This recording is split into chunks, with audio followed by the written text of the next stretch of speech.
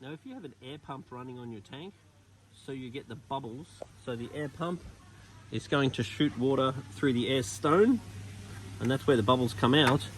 And it's important that you have a check valve in the line, because the check valve is a non-return valve to make sure the water doesn't go back into the pump to blow up the pump. Now if your pump is above the tank, then you do not need a check valve, and you could debate it's better not to have a check valve if the pump is above the tank.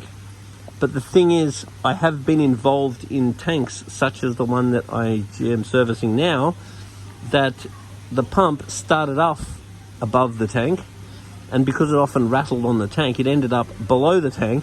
So therefore the check valve was actually never installed, and then when the pump was off, the water went back into the pump, blew up the pump, and caused a leak.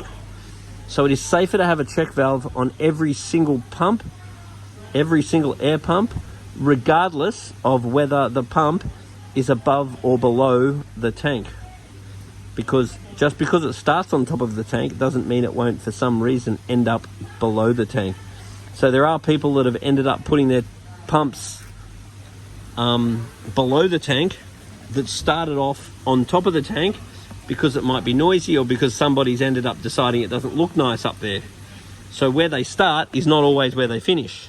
So just bear that in mind when you're in setting up an air pump. Always use a check valve if you want to be safe.